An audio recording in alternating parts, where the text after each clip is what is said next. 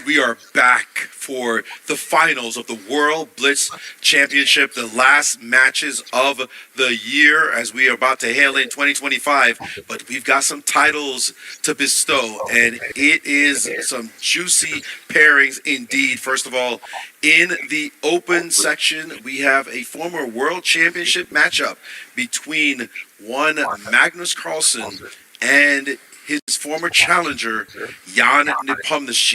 Magnus got here after an early loss to Hans Niemann, but since then he has been on fire, winning 5 games in a row. To mid here, you see how he defeated Duda 3-0.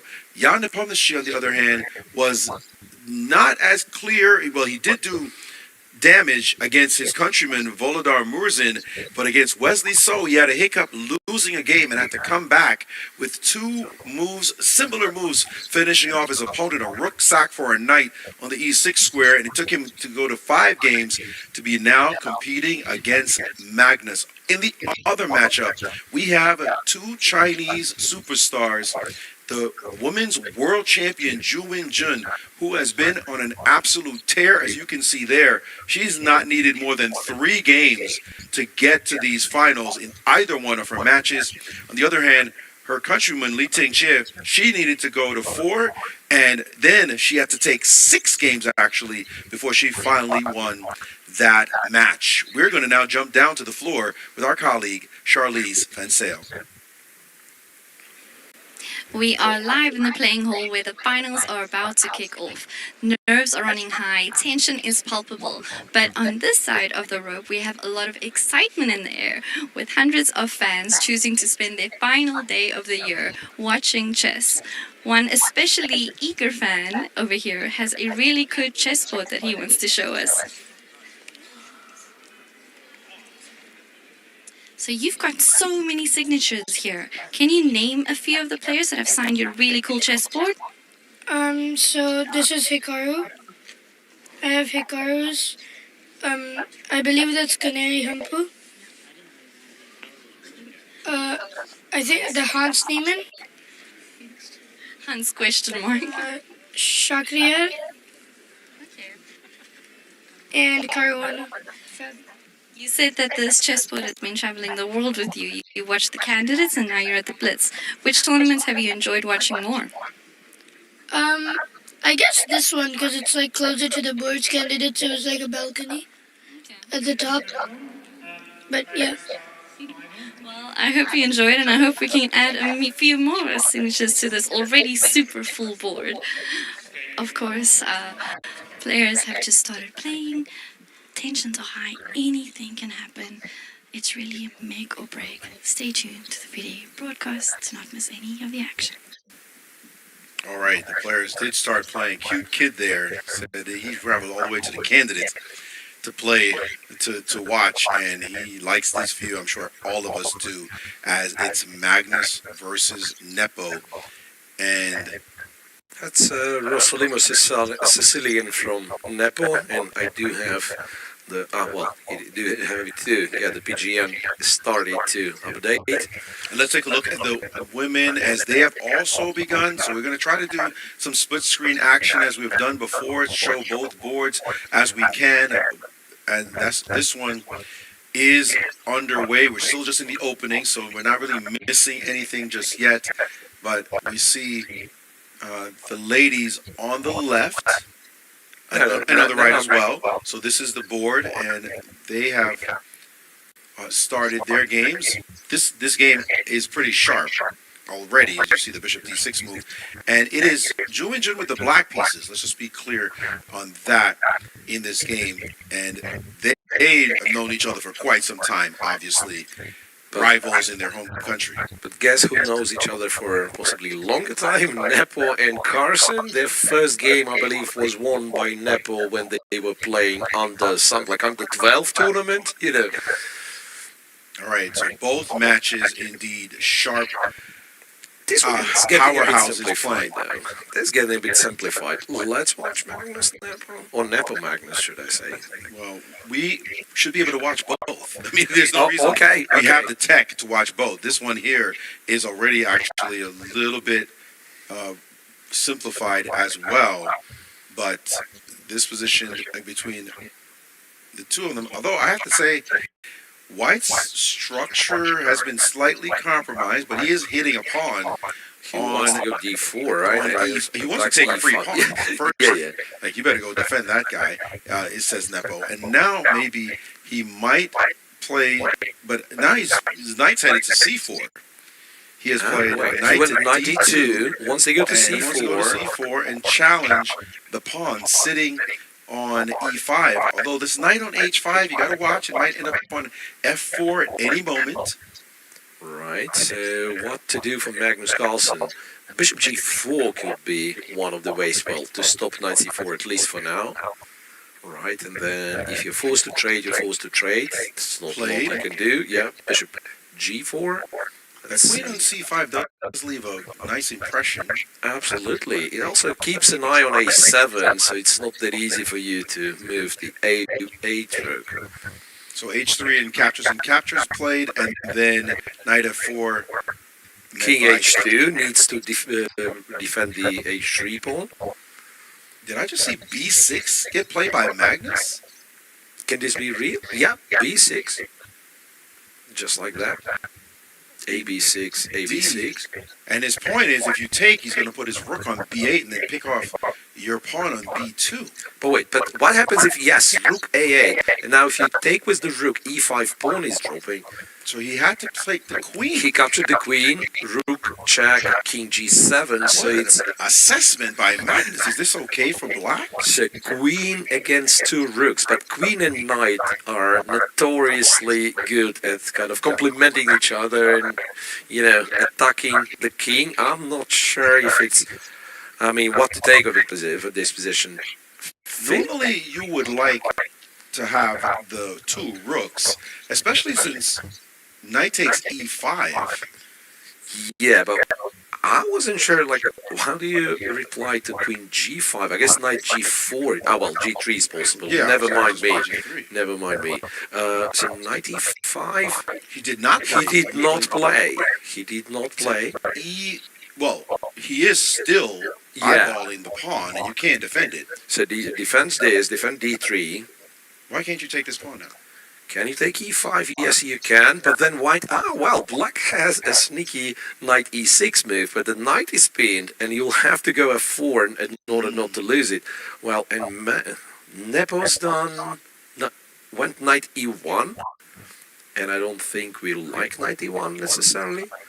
Well, you don't want to bring your knight back, but now Magnus has decided to play the move c4, and as you mentioned, the queen d2, so well coordinated, is now come into the position and threaten the b pawn, and the b pawn is now King off the G1, board. Queen takes, and I don't think white can ever kind of establish enough coordination to kick this knight away from f4, and that means black should be okay. Okay, the rook is coming Rook to back. c8. Okay, he's trying to collect this pawn, I'm guessing. Put some pressure. The two rooks could be problematic. I just feel if the queen doesn't do anything, sooner or later, it's possible for the rooks to coordinate themselves. You really have to pay attention. Queen b4, the c4 pawn's attacked. Can it be defended? Not really. Knight f3, knight back to f3. Attacking his own pawn, ready to take on e5. And Magnus was about to capture. he has captured. He has, and And a threat. A threat of knight takes e5, followed by taking on f7, and also knight g5, and that f7 pawn. This is when you have extra pieces, the value of it. Now, white trying to get a little something, even if this position's equal, it is the sort of position you could make a mistake with the black pieces and then suddenly find yourself in deep trouble. What to do here? Because all white needs is to put the other rook on the 7th rank at some point. yeah, of course, that'd be a disaster. Okay, check, rook back to e1, and queen to c3, keeping an eye on the rook, defending the pawn. So this way you do not allow knight g5. But also threatening knight takes h3 check. Oh, knight h3 is a little sneaky threat. Yes, Yes. rook e3. Silent draw because you can go with the check, rook e1, queen c3 repetition.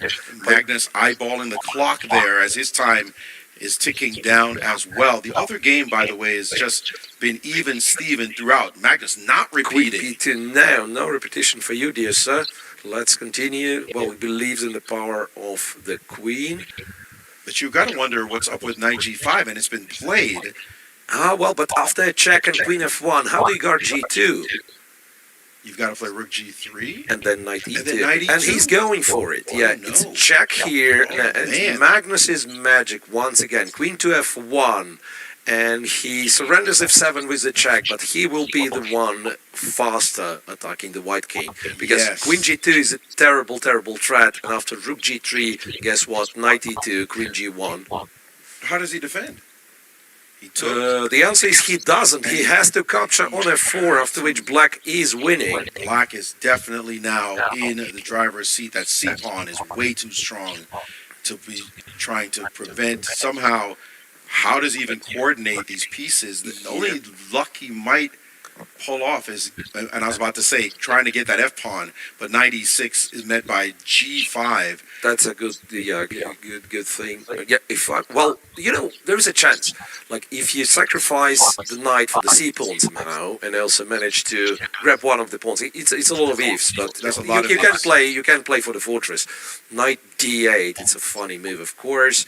Queen d5, knight to How b7. is this Magnus surviving? collects the e5 pawn, This is not surviving. and also the fear enchanted knight on b7 can 4 be seconds, trapped 3 any seconds, moment. down to no time. King to g1.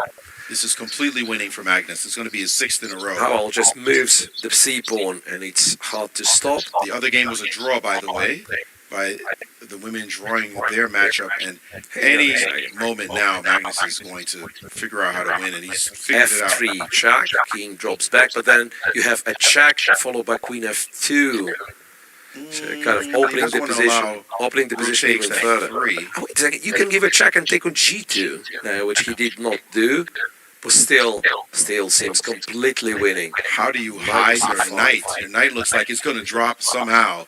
Queen And f1, nice. once That's again, the the same end. motif. Queen f1, tackling g2 as well as h2.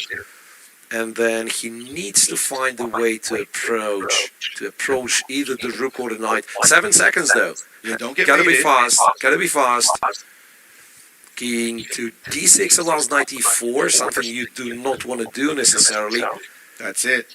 That's it. He's, You're he's running out of crawling over the 8th good rank. checks. Knight e6, king 2 c8. and very close there. And now again 2 King seconds. b8, and there's still no way.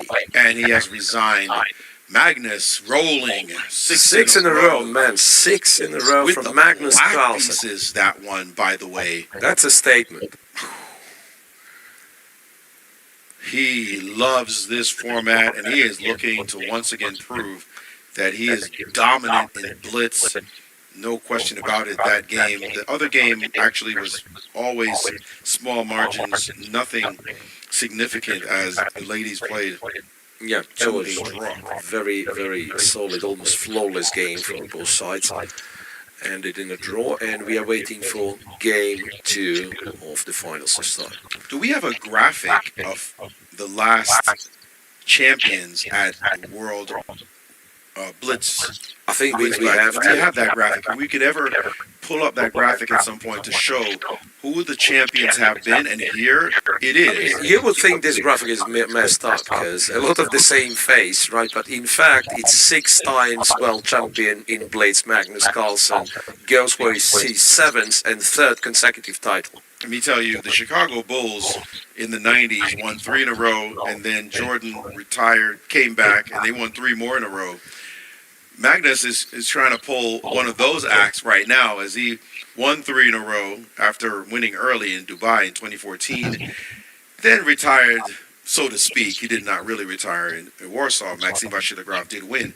But if you could do a three-peat twice, Yeah. by the way, that's 6 something. in 7 years, 6 in 7 years. I think we all know who the best Blitz player on the planet right. is, without any question, as you look at this one. And he's looking very much like he's going to storm New York City again as he did win a world championship title here. Yeah. Defended his world championship title as well. He's looking amazing.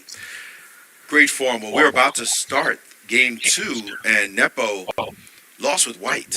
That's the part 2 where you feel a little bit strange because your opponent just beat you with you having the serve. And the other game, as we said, it didn't really have that much content.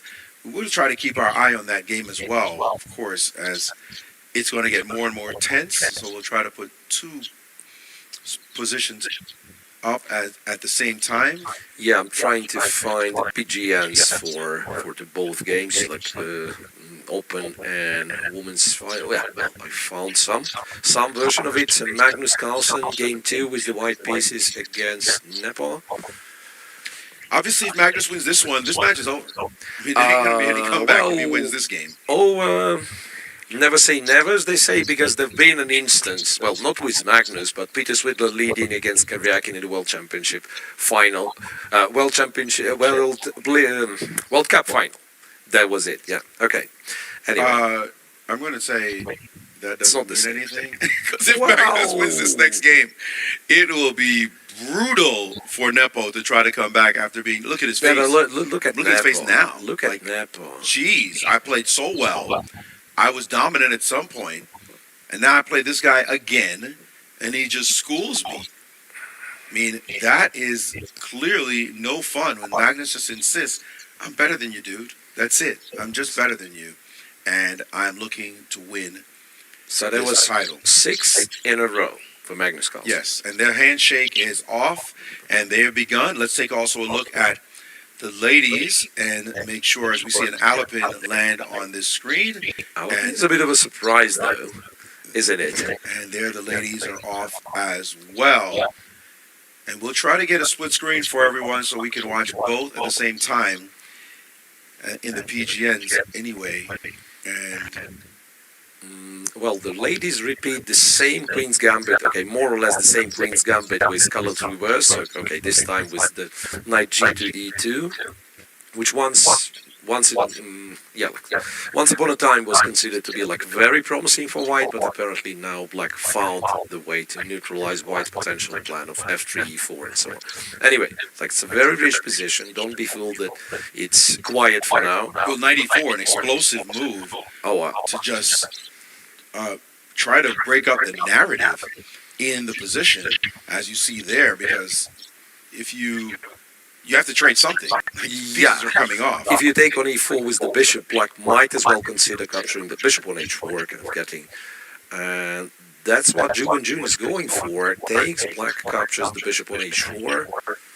And she dropped the bishop back to d3, I'm guessing. By the way, we need to see Magnus's position because Magnus, the pawn structure has shifted somewhat, and we do have this so-called hanging pawns in their game. So if we can see those 2 positions, right at the bottom of your screen is Magnus's game with Nepo, and you see the hanging pawns, as we call them, the 2 pawns sitting on c3 and d4. They are not protected by pawns next to them. That is why they're called hanging pawns. But they'll start to advance, Maurice, right? They'll start to advance. And there is a thing with hanging pawns. I'm sorry to interrupt you, but I remember reading this old Soviet books, and they give examples of hanging pawns being good, hanging pawns being bad. But those hanging pawns being bad were really bad examples. In fact, if you get c4, d5, it's almost always good for white. So Nepo has to be very careful not to fall apart completely in this match. All right, those 2 pawns in the middle, they want to expand, or as Nimzovich used to call it, the lust to expand. C4 and also D5. At the moment, no, not necessary. Knight G5 on the board, threatening mate in 2. Yeah, H7 is under attack, and there is no comfortable way of reacting to it. Right, a queen all the way on B1, threatening H7. He had to kill it. That knight had to die, and then he brought his knight back to E7, and now there goes the pawns. This is what we're talking about. By the way, a minority attack on the top board with the ladies as netted at least a slightly weak C6 pawn, but right now it's well defended. And in the meantime, Nepo has to find counterplay in this game as Magnus has space and the two bishops. Well, drops the queen on a5, and yeah, somehow Magnus needs to address the threat to the g5 pawn. Right, the queen attacking all the way across the board along that rank, hitting the pawn on g5, and Magnus pausing. First time I've seen this view. Whoa, we did have camera here? Yeah, and Magnus, this is the roving camera, seeing them from above, and now back down to player level with Magnus trying to figure out exactly what move to play. And he's given a massive pause. He was ahead on the clock, so he was able to stop and think for a while. And as soon as he equalized in the time against Nepo, did you see that? Yeah. He said, okay, it's time for me to move. Right. Make a decision. Don't fall behind Yeah, on the don't clock. fall behind. Bishop f4, so now bishop a4. Yeah, well, Nepo plays those disturbing moves, but in fact, disturbing move also might help white because well, queen f5, clever played, Attacking the bishop, bishop dropping back, and yeah, and then and now bishop back to c6. bishop to c6. Well, potentially wants to go bishop e4. The difference in the positions is really the bishops, the dark square bishop, and that knight. And what did he play? Rook a3, offering a A3. queen straight and also attacking a7. So bishop e4, Magnus, I believe he would love to trade the queens at this very moment. Queen to b2, and now the a7 pawn is under threat. Also, is there something happening in the middle of the board? Hang on a second. Isn't f3 a threat? f3 bishop moves bishop d3 traps Yes, the queen. the queen is about to be trapped. Nepo is in big trouble, and he shows it on his face.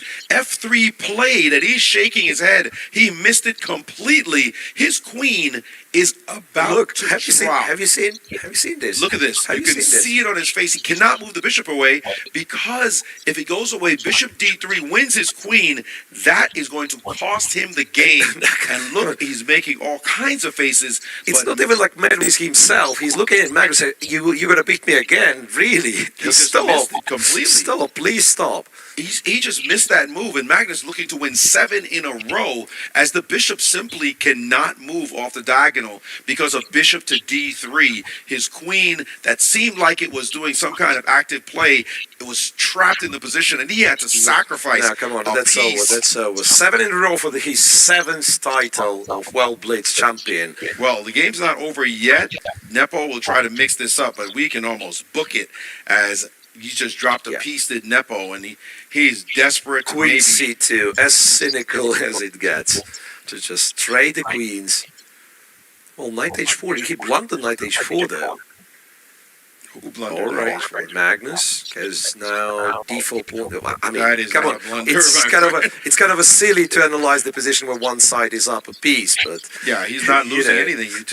You start taking everything off the board, he's going to be up a piece at the very end anyway. Although he doesn't want to lose both those pawns in the center, but of course. Oh well, so he just decided to go d5, and then yeah, the bishop is exchanged. But then if you capture d5, he will take back with there's a background and he will play bishop g4. issue. You but can't bishop really, you G4, can't really take even it. touch that pawn. Takes, and we see the other game again, another draw Yeah. afoot in that game. But here, Magnus extra piece. Let's Dominant.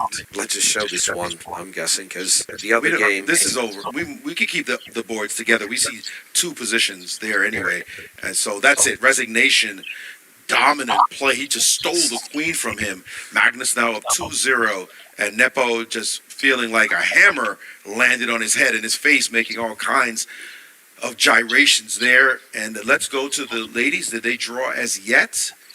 Or to finish, as Magnus is just resetting the pieces, saying, I got this one done. We can just see their board only as we can remove the Magnus victory from the screen, but they are now blitzing down, and we need to see their clock times as well.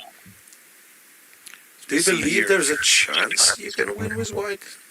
I'm not even sure. But White, I can guarantee you that she's going to try at least. She's the one with the superior pawn structure, but it ain't much here. How you would win this position? Hang on a second. is beyond H7, by the way. There is knight f5. And I don't think you can trade. And if you move the knight, then like h4, h5 can happen. And she has played it. She spotted that resource, and whoa, Knight okay, g2. your knight is. Isn't it like in trouble? I mean, the knight, not quite. Wait, Well, it's running away, but would she play king g3? I believe this knight was trapped. funny situation right now. So after knight g2. Yeah, okay. Anyway, back to live position. King g3. If black gets to exchange the h-pawn though, go h5, that's probably... still not the end. You're supposed to take on h5, I'm guessing. Then one of your pawns holds 2. Nah. Move. Okay, King they're h4 was like... they're liquidating more so. This is just a titanic battle, as we said. Very hard to imagine how you win this game, but there's still always tricks in chess. There's still potential. Check. 9 seconds. 9 seconds. Yeah, well, not to lose at time would be a good start. Terrible. Can't imagine though how she manages it. Now the king back. 7. Knight. Must be a draw. It is definitely a draw. But we saw draws when the person lost on time while making a draw, and it's not what you want. And now I think we might see a repetition. Nope. Still, No repetition. still not. It's like, it seems like none of them wants this draw. Can this be? Play the game. She looks a little nervous. By the way, does the world champion. And now, wait a second. Okay. Trying to go up a little bit, and now repeating. And no repetition. No repetition. They're still playing for the victory. Here comes the H-pawn, but it's not going anywhere. It's also like impossible to make any kind of progress, it would seem.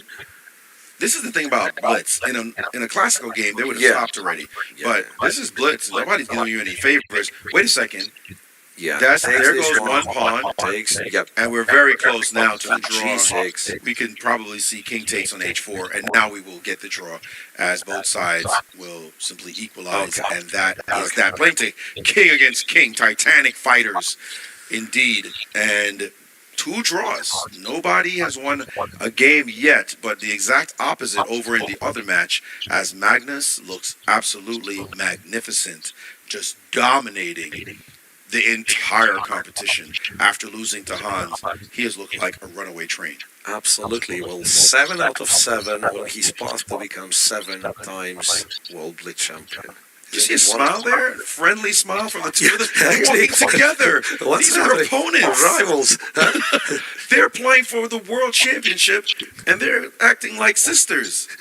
Yeah, that was a nice look. I mean, one of them they know is going to win it. Yeah. You can't say do let's a lot, right? split the title. They know that's Yeah. not going to happen. You can't So do they're a just lot going about to it. play, and I think whoever wins is probably going to. Whoever loses is probably going to congratulate the winner and say, "Okay, you got me today." They already made it to the finals. This first and second for the two of them, so that's not a worry.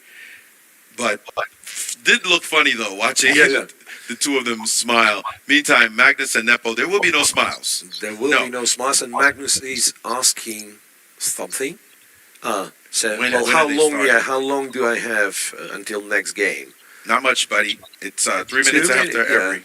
So he's got just a little time, and a draw will clinch the world championship title. Of course, a win will do the same. And Magnus, you know his personality. Absolutely. He's thinking, win this one too. I just won 7 in a row. Yeah. Why not 8? And by the way, we mentioned Fabi won 7 in a row.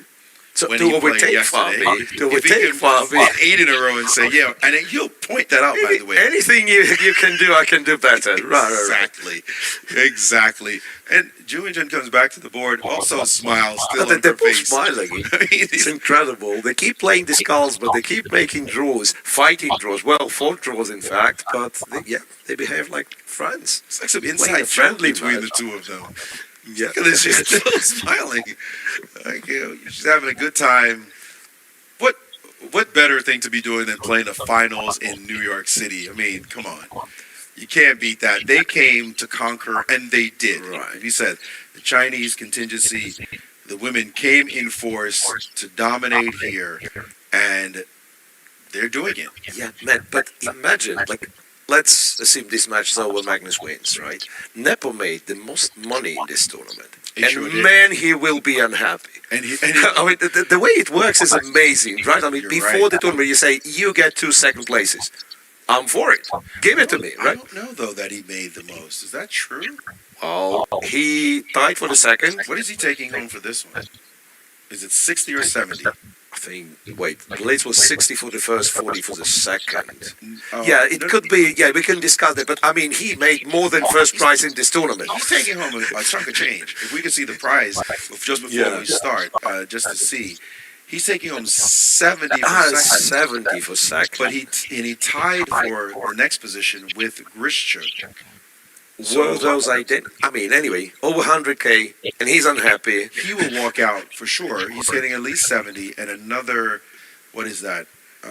110, 55K. Yeah. You might be right by a little bit because Murzin is taking home 110 grand for his. Anyway, Murzin, he's happy. Murzin's He's a world rapid champion, and Nepo might be unhappy, especially if he loses this game 3 in a row, like getting absolutely swooped by Magnus Carlsen.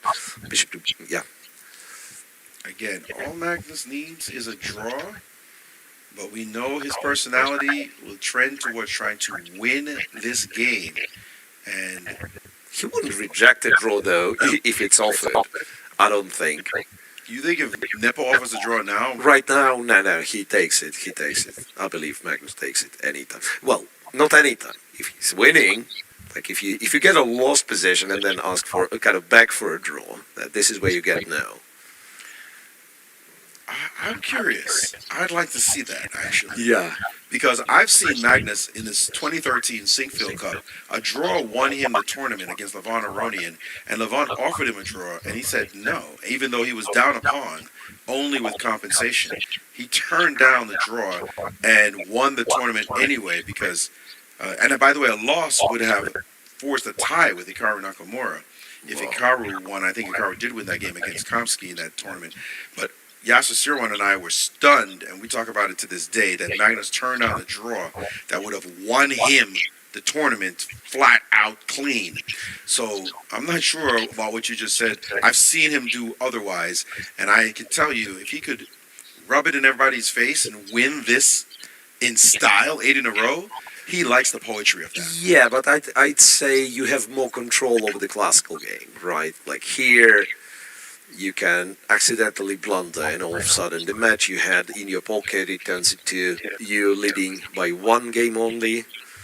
You think Magnus? It really like that? depends. Really depends. Of course, we mortals worry about that. I'm not sure of Magnus, but you're right. Naturally, you should take the draw. But I get the feeling Magnus right now is, well, the reality is Nepo's got to win.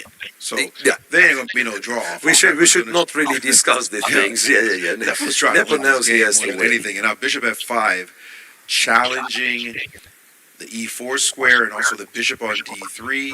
But also kind of asking for E4, right? Yep. Or even bishop exchange and then E4 and D5. Well, white can get some space. Delicate moment indeed. Let's get the position on both boards if we can, as the ladies are sprinting as well. We did see a trade there, and critical in the other matchup. This one we think Magnus has such a big lead that it's very likely he'll just win out by win the match by just drawing. But the other one, we don't want to miss the ladies whom a single win could decide the entire match. So we want to make sure we take a look at that and keep our eye on them playing as well. Meantime, a challenging situation for Nepo. And what do we have at the bottom? The top board is actually Nepo playing against Magnus, Yeah. and the bottom board are the ladies playing at the moment. And it is June with black against Liatingia, and yeah, it's a bit relieving not to see another Carlsbad. yes, they left the Carlsbad territory behind, and just sharp play on their board. Bishop E5, bishop Wow. to D5. Knight on D5 for Nepo. So Magnus' structure is a little bit better, but this is a one very strong knight on d5, so potential threats. Rook. Rook headed to, some sharp places. Rook potentially some pressure over there, although the queen seems well poised. I'm not feeling the rook on a1 at the moment. I think that needs to work. But the knight on d5 is very impressive. And the rook is now on g3, saying, don't move your queen away, I'll play bishop h6. And Magnus says, all right, Bishop just f8. defend. All right. Now the next stop, I think, is to attack the knight somehow on d5. You could go here, or c6, e7, which feels a bit passive. And actually, if you get it to e7, white might as well consider going c4, right? But this knight has to go for black to have a good position. And rook to b1, as I said, that rook was a little disturbing if you couldn't get it in the game. That would be a challenge, but now it is indeed. There's a move f5 Magnus found, and computer really likes it and says, guess what, black is better after f5. So it was a sudden chance. Magnus paused for a moment and he found it. That knight all dressed up and nowhere to go on the d5 square, and we have it now. Magnus does not play for a draw when he needs a draw. He keeps playing the position on the board, and this move, very instructive, saying, excuse me, what's the deal with your knight on d5? I got all my pieces ready. You still have your bishop sitting on c1. Every last one of my pieces is developed, and now here I come with the move f5. And he had to move his queen away. Queen to f1, f takes e4, and knight to c7. What? That? Yeah, but you have like queen a6, queen a2. You have queen a2, so rook b1 was an unlucky move then. But hold on. What's the deal? That's a mess. He's taking, so he will get the a pawn. So rook b2. Wait, but there's also bishop h6. Bishop h6. Wild. That's absolutely wild position. Calculation. And in a way, that's what Nepo wants it. Is it crazy, this position? Is it clear that Magnus is... Bishop h6. Anyway, computer gives slight edge to black, which means absolutely nothing. There's sudden chaos that Magnus probably did not want to have happen on the board because he just didn't. He wanted to keep things solid, but now his pawn on h6 has been captured, and Nepo has just a little bit of a chance, hoping that Magnus messes around. And he's like, doesn't even care about that side of the board. And he's kind of done messed around, and Nepo misses it, because rook a1 would have won, knight e8, queen d8. Now, still, it's much better for white. White has taken over the game, and knight c4 Nepo is absolutely, well, a6. Rook a6, queen h5, no, he's absolutely crushing now. Wait, what's rook g4? Rook g4 to stop rook d1.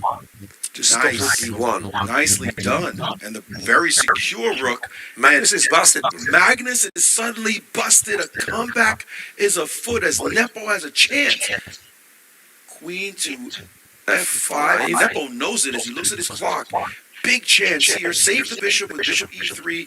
Rook back to d3. Now, how do you win? Pinning the bishop. But the boss rank. Come on, it's like... Just keep making moves, I guess. Bishop c5 is a threat. Bishop c5 is indeed a threat. Bishop h6 and take on g7 will also be a threat in a moment. So Magnus has to eliminate this bishop and capture the pawn on c3. But then the moment the rook from g4 joins the game, but how does it's it go over. with g3? He really wants his queen to somehow get in the battle. Rook g3, king h2, take b5, or just go queen b5 if the pawn moved. b4 has been played. So Yeah, king h2. King h2, and 14 seconds to 20 seconds. King h7, but your h6 pawn is missing, Magnus, the one that you have sacrificed. Okay, queen back to e1, but he's still got work to do. And now the bishop. Bishop e7. e7, now the bishop on a much stronger square. And it's not so easy for white. Well, the b pawn's going to be lost now. The b-pawn's going to be lost. Well, let's see what happens. Magnus now under his opponent with only 8 seconds left. Nepo knows he's gotta move. It, and Magnus has to move. move it again. 4, 3, 2. King Finally h6. moves his king marching up the board. And the pawn is gone from the board indeed. And now the second pawn about to drop. And there it goes. Whoa. And Nepo with 12 seconds to Magnus's 3 seconds. And Magnus down on the clock, hoping against hope that Nepo doesn't find a way to win this. Rook goes. Was there like e4 bishop? Never mind. Very defense solid and play. now stopping anything there, and now he's just up 2 exchanges and a pawn, and he knows he is winning this position. Here come the rooks swooping down. How Both do you rooks win? joining the game. Well, Rook c6 looks good, no? yeah, you give a check. Or Rook g4 is fine. Yes, gotcha. Same thing. And this is completely winning, offering trade. Nepo plays right. He has come back. Whoa. Bishop. That is- What is this check? And now Bishop Check and back. d4. That's a check, forcing him to the back rank. Jan Nepomniachtchi with the comeback. Wow. Incredible win when Magnus needed to just get a draw. Wow. Give him credit there. Magnus is That's disgusting. incredible. Look at his face. He's befuddled. In fact, let's go to the other game where we now have a knight versus 2 pawns.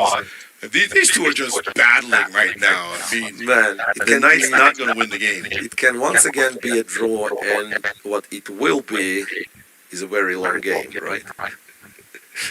Not clear to me how long. Yes, you might be Yeah, right. those pawns are falling off. Those pawns will drop, and then we're going to see knight and rook. Knight and rook versus rook. Oh boy. In a way, I feel lucky that we have, one more game of Carlsen and Nepomniachtchi, but Yes. also it was too soon to call that one over. Indeed. Magnus seems so confident, but he let chaos reign on that board. And King b5, King c2, okay. check. Yeah, I guess maybe the pawns are not falling off after all. Nope.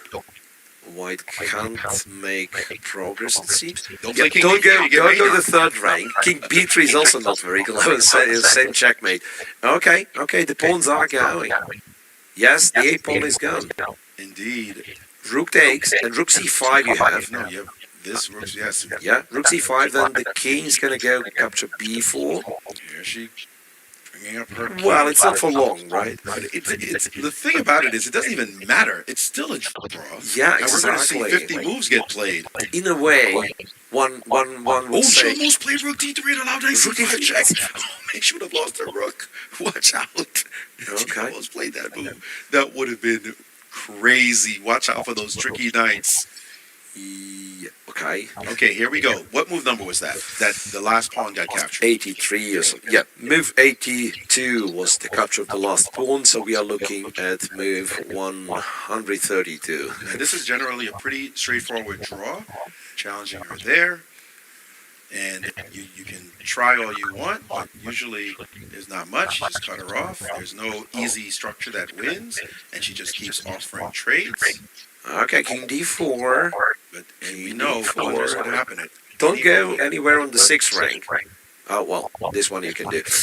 I meant, like, don't move the rook on the 6th rank. And now this check. Well, actually, rook c7 would have been much more annoying, to be honest. Rook c7, king b5, and, She wants to play king e6, and this check, she's out. And we're round and round we go. We're looking for move 132, you said? 132. There'll be a lot of dancing around, There right? will be, but watch out. Wait a second. The King in king, trouble. in fact, is getting cut off on the edge of But the even board. now, it's still. Check. Yeah, of course, it's a draw. Yeah. I'm just like trying to make it more dramatic. We're here for the drama. We are. Yeah. They're now at 105 moves. So gotta go like okay. And if are we sure the king wants to go there? Sure, you don't mind. Yeah, you don't want to go in the corner. King cut off. You don't want to go in the corner yet. 94, and then white king will start moving. But so what? Why can't you play like even? Yeah, what does this do? Check. You can't construct anything. No, it doesn't This does do nothing. The anything. king goes yet again. Doesn't We're do dealing anything. with a world-class grandmaster here, and it's just a question of the clock whether or not the plunder gets made. But she could draw this in her sleep. I guess I play rook a4 now if I were black. There it is, and just cut Yeah. that piece off. And it's just no construct that does it. If it were a bishop, on the other hand, Nah, well, with the bishop, we all know it is very tricky to defend against the bishop. Rook and bishop against the rook. This one is somewhat easier because the knight is not as good as protecting the king. there's a main threat. So She could capture, by the way. She could capture because rook h8, she would have rook h4. You're right. She could have taken the knight in Yeah, that but- exact moment, so that we all ghosted in this position. But it doesn't matter. The draw is still in hand. Well, maybe She on the can take now. second She occasion, see it. you can take the knight. There is no checkmate. She doesn't see it. She She doesn't. doesn't see it. see it. And she moved her king. She did have rook takes knight. It's a, Hang on a second. Rook g4. No. Rook g4 check. I thought rook d4 check and discover Wait, check, but there was this- no discover check. a little sneaky. You go to h5, She had to yes. play that move. I don't know why she You go to h5. hesitated in that one. Time to bring the king back. By the way, we are getting very close to move number 132, Okay, where you We were here. We you were could here. claim a draw, right? Yes, at 129, and now we know at any moment if she's ever losing, she can just say draw because we now have hit move 133, and if she's ever losing, just don't lose on time. That's going to be the biggest thing. That'd Don't be a hang mate. disaster. Yeah, that'd be a disaster. Okay, king of 6. Here we go again. She's not. You can't. You don't get a count. This is the biggest problem. You don't get a count. By the way, this is something I don't like. No, This is something I don't like, Maurice. it does. It's not going to matter. She will claim a She will draw. claim, yeah, when the time's due. I agree, but having the king, well, No, you can't do anything now. This is still the same situation. And How's that the same at situation? some point, now rook down, and yeah, not doing anything. Another attempt, but this is a false attempt. at is it trying- though?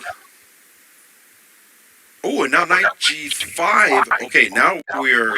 I believe it must be like a winning position, this one.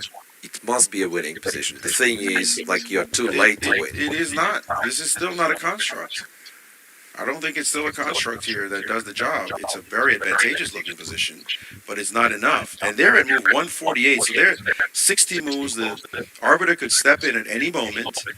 And even Hang on a this, and look at second. Magnus saying, come Knight on h7, already. it is, no. No, well, knight f6 now white wins, right? And rook here, and she And will be now yeah. says, I'm claiming a draw. Congratulations. And by margin of like 50 extra moves, it is right, like 70, almost 70 moves. It says But she was safe. Yeah, she just knows. I'm just adding up moves so that I can get to it. Look how she's cold-blooded. She's like, I don't care. I don't feel bad for you that you got a winning position. But Magnus went furious when we've seen this game is still going. He wants his revenge. No, but I think Magnus completely understands. I don't know about being furious. He would do the same thing. No, I'm not saying about like June and June play or the other late in years play. It's just like he was in the zone. That's how I felt.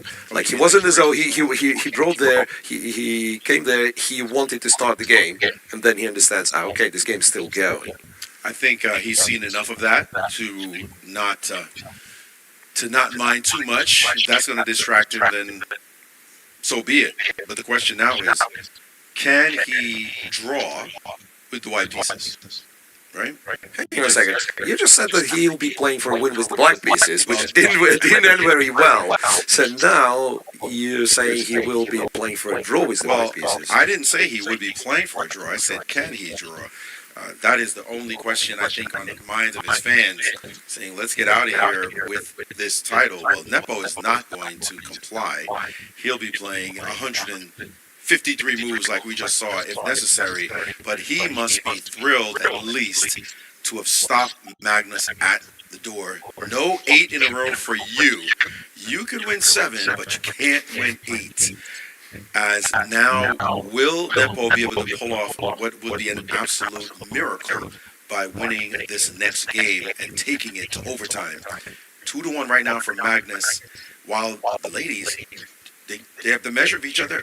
They can't win. We've seen 3 draws. But the first win from now on ends the match. From this. Yes, they're in absolute must-win mode. or must not lose mode. Must not lose mode, We rather. could see a Yeah. lot of game left. Could they go on for 6, 7, 8 games, 10 games even? A marathon match, we will find out as they're about to begin. Ladies at the board. Jubinjun with the white pieces. They're not tired. They don't mind playing another 153 moves game. Draw. I can just imagine them back in their home country of China, practicing against each other, hanging out, smiling, laughing, playing Blitz for hours and hours and hours. How many draws do you think in a row happens when they play for fun? Well, apparently Nepo's not in the tournament hall. I hope he didn't. Or, well, not seated, that is. He might be. Yeah, everything fine. All right.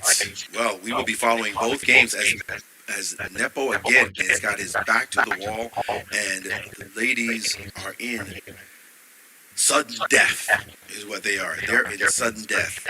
One mistake, and you are done. Championship on the line as game 4 is here.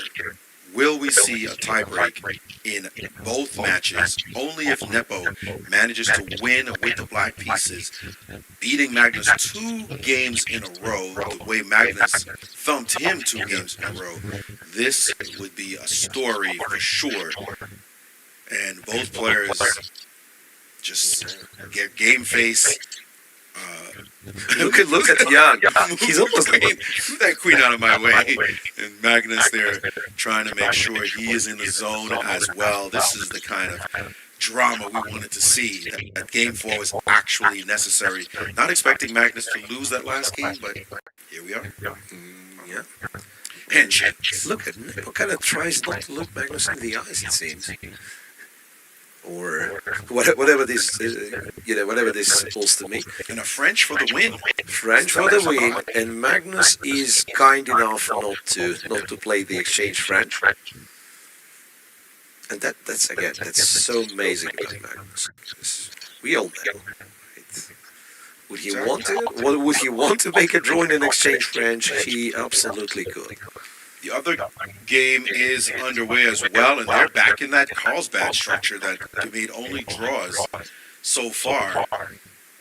This time a trade-up knights on e4 with bishop to c4, the bottom board there. In the meantime, Nepo expanding on the queen side, and Magnus setting up a big pawn chain, as we can see, the white pawns stretching down board. Yeah, this h4 nowadays is used in, well, a lot of positions. And the knight to a5 by Nepo, headed to the b3 square, rook to b1, avoiding that fork. Yeah, so wants to preserve the bishop, so if knight c4 was played, he would go bishop e3. And those fans haven't moved. It's like, I got my spot, I'm not going anywhere. And now h6 by Nepo, stopping any kind of demonstration. But the queen side is where black is pretty dominant at the moment, so Nepo's got all his chips on that side. Magnus now playing rook to e1, a very strategic battle. Yeah, but that's what Magnus is usually... well, very good at, doesn't really describe it, because he's very good at chess, period, right? But like strategic maneuvering games, that's where he, like... And he just played knight h5, making sure that bishop on f8 does not move. And neither you can play g6, because it's not very easy to untangle the king side for Nepo. And he says, you know what, I have the queen side, I will play there. And now Magnus has traded on c5, giving himself access to the d4 square with his knight, and he has now done it after queen takes knight to d4, keeping our eye on the bottom game. Very close yet again. Small margins in that position, troubled majors on the c line for white in the bottom board between the ladies, but nothing substantial just yet happening on that board. This one, Nepo has to win, and I'm not feeling, he's castled queen side. Castle queen side, because it's kind of safe, I believe. And the Magnus attacking the pawn on f7, F4. clock time's pretty close. You can go bishop e8, right? Or queen e7. Jan decided to go queen e7. Strategically, I think Jan wants to prolong this game as much as possible, not allow for just obvious liquidations. But that said, Magnus has decided to go for some trades and play the move b3, even though it does compromise his pawn structure. Right, compromising his pawn structure, but also opens the files against Nepo's king. Right, so I gotta say, Nepo's pieces are pretty tied down to the defense. but this last move, bishop c6, he's almost asking, like, would you care to take this pawn on c4 so that my bishop's open, right, and then you're no longer attacking my king side. By the way, he did it very quickly. Just bishop c6, yeah. toss it out there and said, go ahead, grab the pawn if you want to. Bishop takes knight, followed by queen takes pawn, is a strategic decision Magnus has to consider, and it has given him pause and has cost him 30 seconds, it looks like, on the clock, as he has to evaluate if it's the best choice. What else may be better? You're going to get a pawn right now, but actually, bishop d5 at the end. No, bishop d5 is illegal, excuse me. Bishop So, e3, yeah, it was a played by Magnus. G5. G5 by Nepo, lashing out. And Magnus, cool and calm, just moved his queen away. Right. I would think now he's taken a pawn and the knight has found the f6 square. Now, Knight goes to f6. his bishop g7, and he's played it. I was wondering if this is a move. He is up a pawn, but it's not much of a pawn as it can be captured. Well, no, the e5 pawn is potentially Oh, wait, hanging as well. you probably have to go bishop f4 here to defend e5, right? Looks solid, but Magnus again hesitating. The clock not working for him as we see that Nepo is playing good moves quickly, challenging Magnus, and doubles rooks now. Double rooks on b file. He is down almost a minute on the clock, and Nepo needs to make a concrete decision. By the way, in the other game, White has built up a strategic advantage. As you see, the Black's pawn structure is super defensive, and now Bishop takes knight, giving away this piece, and Queen to c7. So it is a very sharp position, which, I believe it is good for Nepo and needs to win. Queen deployed to a7. So that king d7 always met with rook takes b7, so this king cannot run away. However, after rook g8, computer leaning advantage black. wow, is it possible that Nepo could pull off absolute miracle Kind of now? a double comeback. Yes, he needs to win this game, and Magnus in trouble. You can see it on his face. And definitely not happy right No, now. and just glance at the clock. The clock times are indicative Wow. of his problems. He just played Bishop the- f4. But can you take f4? Because after rook b7, there must be something. He's taking it. Taking it, rook b7, and how about like rook takes g2 of some sort? Is it winning for Black? Yes, it is. Rook takes g2 wins the game? Yep, rook takes g2. I mean, I'm not sure how trivial it is, because after king g2, you have to find knight e3. And after queen e3, d4 discover check. It's a mess. He's It's a mess. looking. He's Yeah. staring at it right now. He's calculating. But the thing is, like, if you don't take, He's done it. He has you're getting done it. checkmated Rook takes- yourself. Will he find knight e3, however? This is important. Otherwise, the king goes to f1 and goes, f1, e2, crawls out. So it is important to stop the king from going to f1 by going knight e3 right here, right now. Nepo is a tactical wizard. By the way, on the other board, White is winning the game. We're transfixed by this comeback. He's Knight found the E3. move. Nepo, and he stared at Magnus in that moment. And Magnus now devastated by this move. What a shot as And Magnus it's a overlooked it. this is it. Queen This e3, is it. d4 just wins.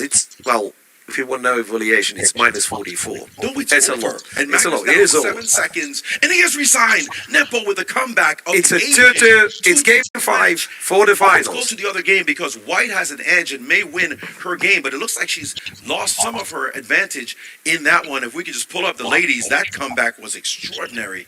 But let's go over, and they are battling themselves as White is currently just have a lock on the central squares, on the dark squares, that is. Can she pull off this victory, or will we see another tie break, as the other one will go to tie break? A positional edge to be sure, but is it enough? Yeah, so the queens were traded and rook b8, trying to organize counterplay with b4. 22 seconds to 16 seconds, a title on the line. A win here wins the match. And Yeah, here we have this position. I think we still might need the 2D board.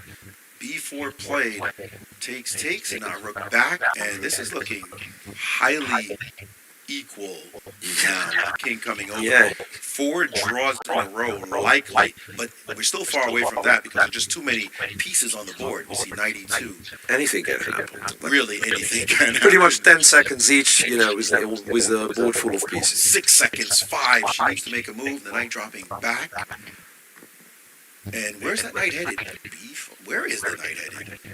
I don't even see the path. Why is this knight d6 perhaps, just to let the f pawn move and protect e4. King c1, rook c5 was a nice maneuver. Knight to c3. hopping with moves now? Knight over in this rook.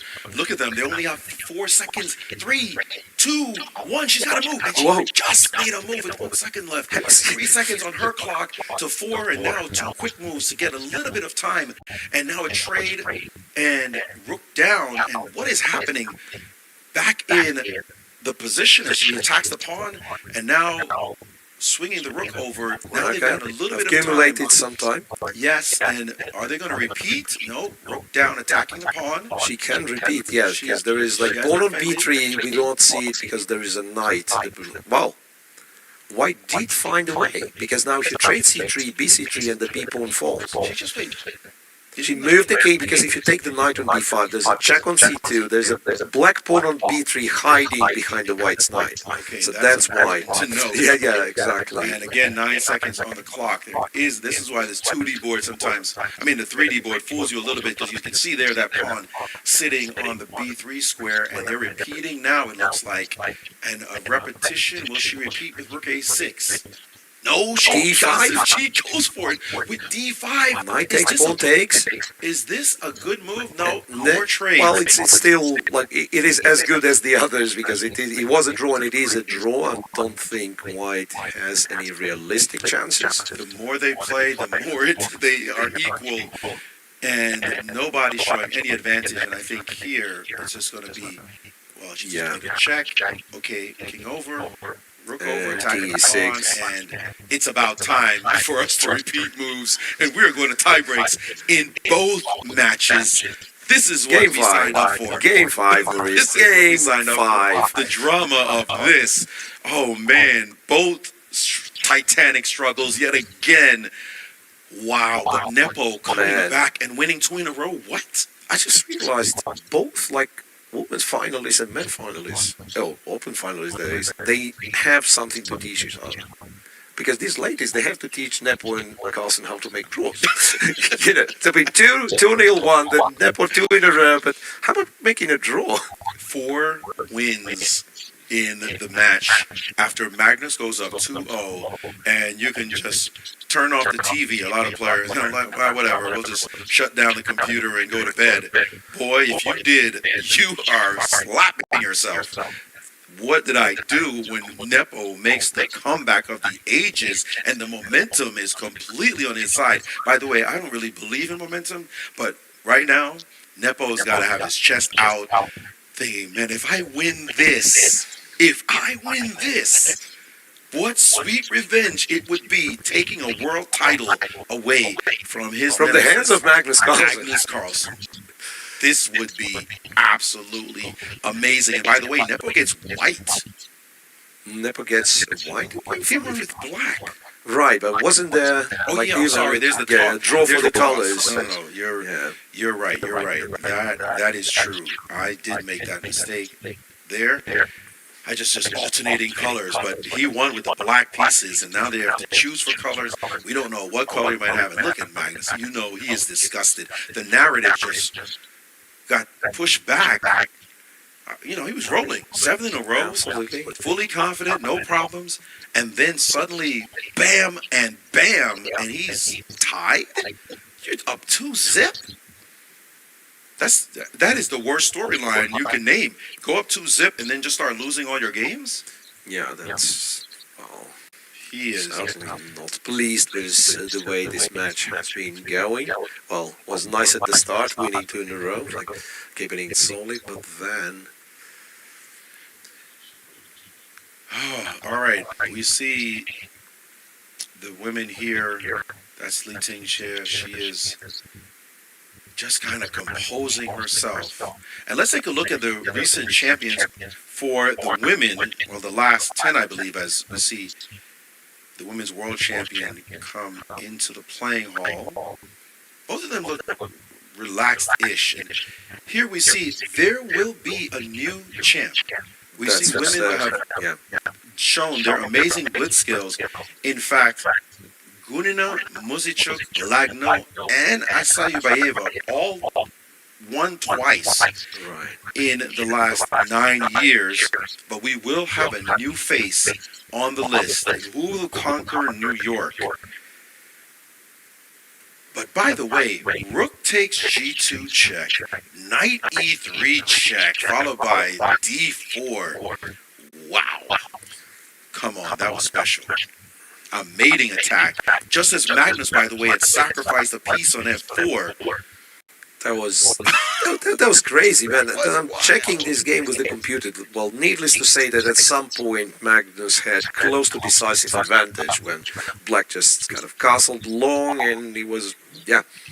Then his original idea of sacrificing the piece on F4 was a blunder, and only because of this Rook G2 93 counter blow.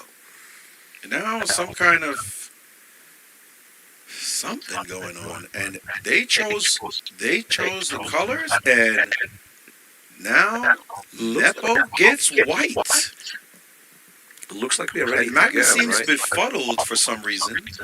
Did he know the rules as to how this would work? Maybe he didn't know that they have to play on and on and on. Maybe he thought it was Armageddon. So he gets the black pieces, but also doesn't have the benefit of draw being a win. Right. I don't know. Did he not know that rule? He actually just watched. He just watched maybe watched the previous match that went 6 games. You would imagine he did know. He would know, of course. Here we go. A win clinches, and they're off. And also the ladies, a win clinches. So we need to see that board as well. Right now, we're only seeing Magnus's board, I assume. No. Nepo? Okay, so it's a portion of moves in the Oh, no. PGA. Okay, so, all right. The top board is actually Nepo versus Magnus, and they're whipping off the moves from what looks like their previous game. Yeah, as they're it was the same going because- back to that same position that Magnus won. Wait a second. Magnus won this in game 1. Remember with the queen getting into the position? Right, Queen versus 2 Rooks. That was exactly. this game. Magnus won this game earlier, so Nepo must have gone away and said, "Nah, I think I was good. I'm going to go back for this exact same line." And it's here that Magnus played bishop to G4, and after H3 took on F3. So Well, it is a deviation though, because Nepo had a queen on C5, and now he chose to go to C3. okay, Which Magnus is a did the little exact same different. thing. Magnus, yeah, What's the subtlety? What's the difference? we should ask Nepo. Yeah, and by the way, Bishop G4 was the recipe from the last game, so you would think he would have moved already instead of thinking about it now. Now Knight to F4 threatens Knight H3.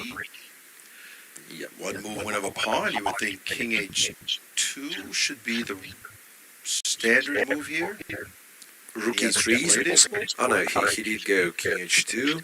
And now the rook up to E3. Rook A to D8 and Rook to E3. Yep.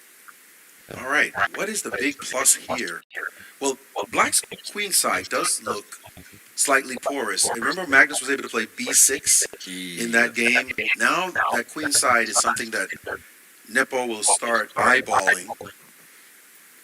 Also, there's a threat of G3 right now, isn't there?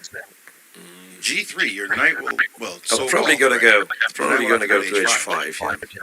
because you might hang this pawn. And Magnus has again tried to resolve the queen side with the move b6 and b4 there. And a break on the other game, the ladies with the move d5. Usually when black executes d5, the position is equal. And so Nothing new here. nothing new. They just keep playing more and more chess, as that break has equalized the position for black on the bottom board with, okay, a lot of play left, of course, but that game, that match might go on till the new year. Like the way we're going, we'll all be sitting here calling that one.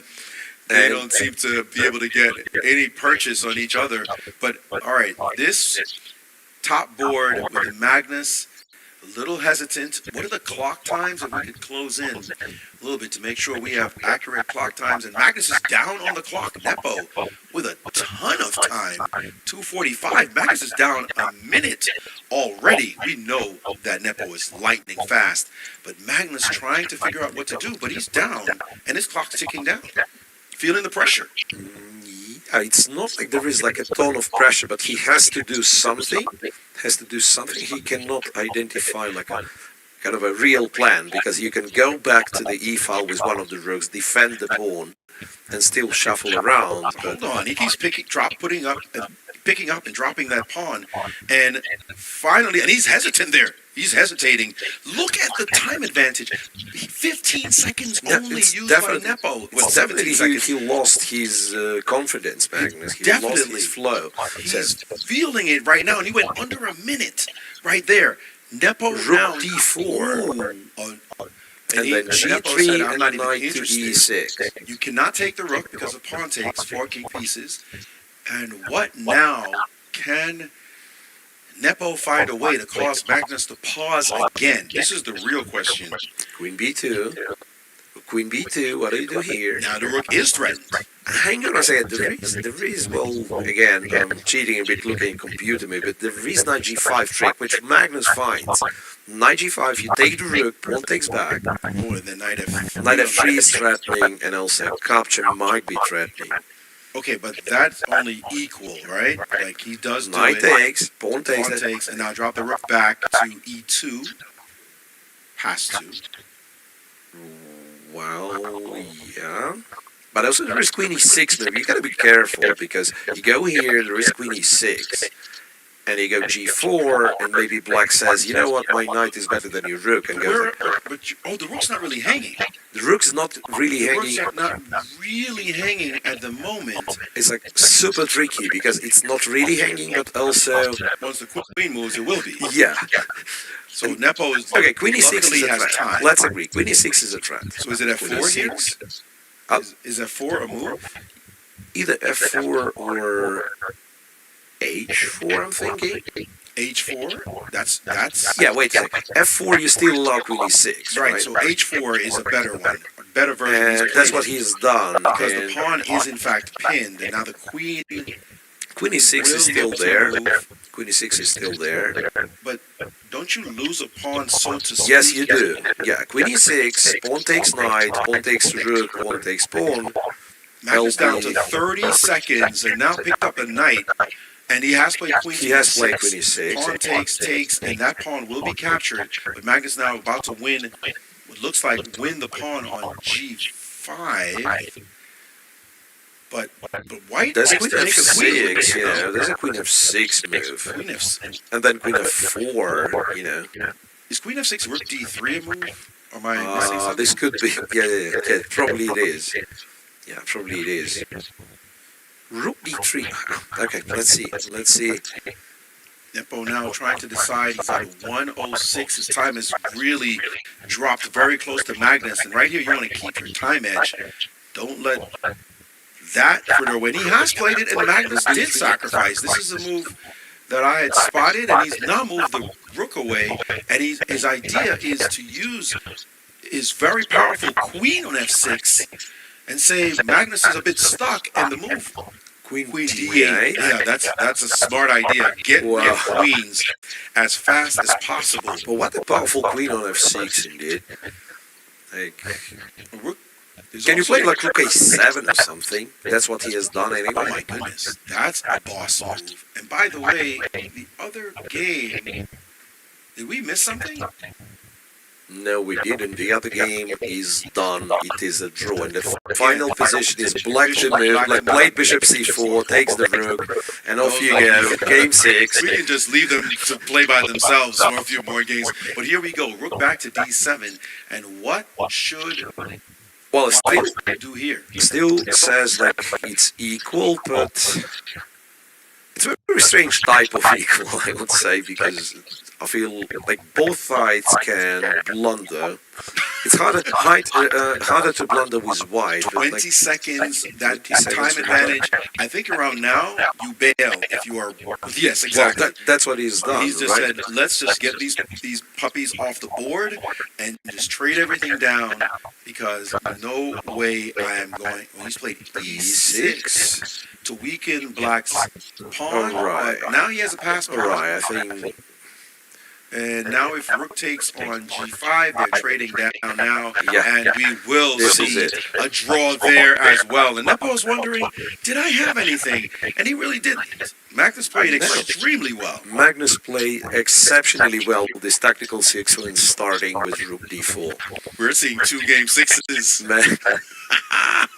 You can't beat this. So Magnus did make a draw, but it was too late. So now, okay, not too late, but kind of this draw no longer wins him the match. He Right. will have to play game 6, having the white pieces, but, you know, Meantime, 5 draws over. And whoa. that's crazy, this final. Whereas, do we understand that in most part of the world already celebrated, you know, the midnight of a New Year's night?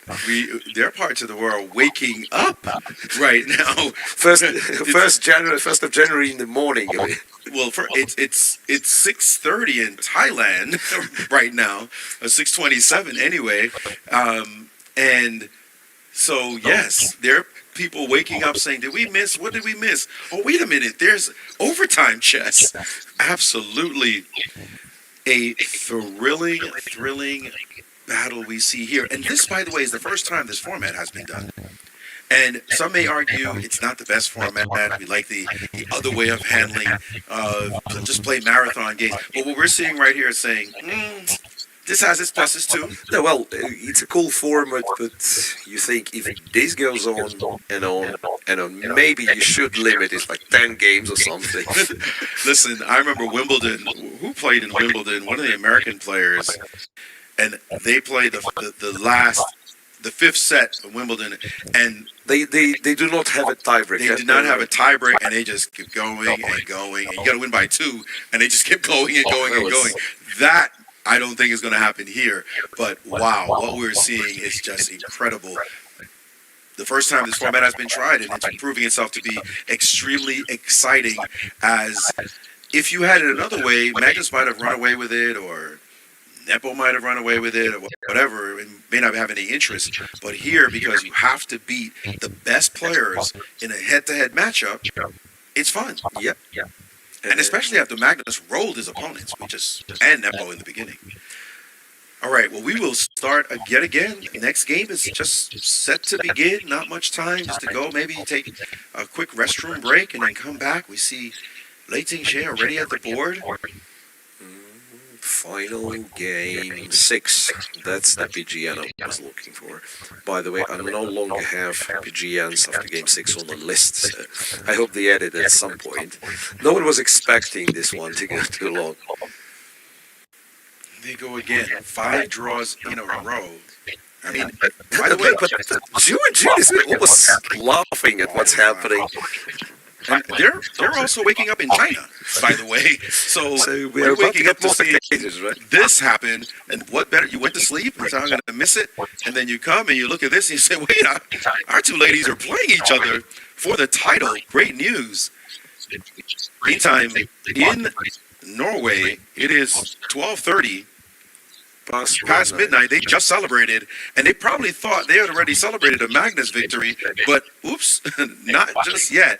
As I'm not sure, is Russia 7 hours ahead, or Depends. depends on where in Russia's Russia? big. Yes, Russia is big, and they're watching their guy Yeah, that battle must be, against Magnus. must be well past midnight. Past midnight in Russia. All right, well, whatever time zone you're in watching us, you have been treated to something magnificent indeed, this battle. And the handshakes, as we will follow both games yet again, as Magnus has started with this London system leading to win this game if he's to keep his title. And the ladies are in a tarish over there. We've seen something similar before. I'm just going to say that's going to be a draw. Should we call that one? Why? Because they just keep... Just not watching. No, No, we're watching it for sure. We don't have the PGN though for Magnus game as yet. we do, but it's not updating. It's not I do right have it now. on my screen, and I don't want to go look elsewhere because Right, it will come shortly. hopefully, If we can just zoom in on their board for now, we will right. see the actual position. This doesn't really help us in the trade. Okay, that's a lot better. C4 played. Must be quite solid this one, right? Okay, we do have the PGN round. All right, let's get all of this. Yeah, something quite minimalistic, I have to see. But by the way, sacrifice of a pawn in the game between the ladies, where Lee Ting-jae has gone for activity, which is a typical type of pawn sacrifice, to get some equality. And look at this, queen to d6, from d6 to b4 with check by Nepo, so that he could trade off even more. And Magnus quickly flicks in the a3 move, he drops back to e7, and now a capture, and here we go. This looks Quite a bit of leading development, though, for now. yes, but very symmetrical. Magnus is going to have to prove something here, as his rooks will try to march into the game. Will he or won't he, in terms of being able to show any edge? The bishop is the thing that I'm the most worried about. That bishop on c8 usually is the problem child. And he doesn't develop it. He plays knight to c6. Yeah, there was a choice. I mean, there is a setup with b6, bishop b7, or you can be even more modest, go bishop d7, bishop e8, the bishop won't be great, but then you start trading the rooks and so on. It's not impossible that he's going for that. Just go here, get it out of the way, then put the rook on c8. Yes, and that bishop was definitely a problem to solve. And now Nepo is realizing after b4 that his knight on c6, He's under some pressure. I mean, That's not much, but it's enough. You put the knight there thinking you have a nice square, but it was kind of just an empty move. Let me develop a piece, because by putting it there, it is now about to be attacked, and he realizes that this is a problem. This was definitely a small mistake on his part. If he plays a6, he has to deal with knight b6. So that is a challenge for him, and he has decided that he had to play that move. And bishop to d7, and he's headed very quickly to the e8 square, and Magnus said, not so fast, I'm going to go take that bishop. Thank you very much. And Magnus, and now a little care. Is bishop a6 a move? Rook takes on d7, so it must not have been. I thought the knight was hanging for a second. There must have been a tactic when he set it. he'll probably take on b4 in this case, right? And now g3. It's not much, but still, it is somewhat unpleasant for one. And yes, the knight b4 move, that's the point you're making. If bishop takes a6, knight takes b4, because the knight is hanging, and now it's again very close. White has that bishop, and he's going to try to stay ahead on the clock. Meantime, Black is attacking like mad in the other game. I gotta say, this one looks less exciting than the game between the ladies. Black is trying to get something on that side. And h3 doesn't look playable, or is it? Black is jumped up and attacked with those pawns on the other side, while this one is fairly close to equality, but Magnus does have some edge with that bishop, And and tries to get the knight to c5. b2 played. Queen to b2, hitting the knight on e5, and how do you protect it? Do you go knight f6 to d7, or just return back with the knight from e5 to c6? Queen d8, counter-attack. By the way, down a minute on the clock, and this move may have come as a surprise to Magnus, as this is a fantastic organizing move, attacking this knight on d2, ignoring his knight on the threat on e5. That knight you could capture with the queen, but Black's going to just take on d2, and that's causing problems on the second. Absolutely a big-time move, and Magnus has lost 30 seconds to play knight to e4. It looks like, yeah, okay, it's a fine move. Knight e4 will be answered with queen e5, but it looked a bit loose, like, everything.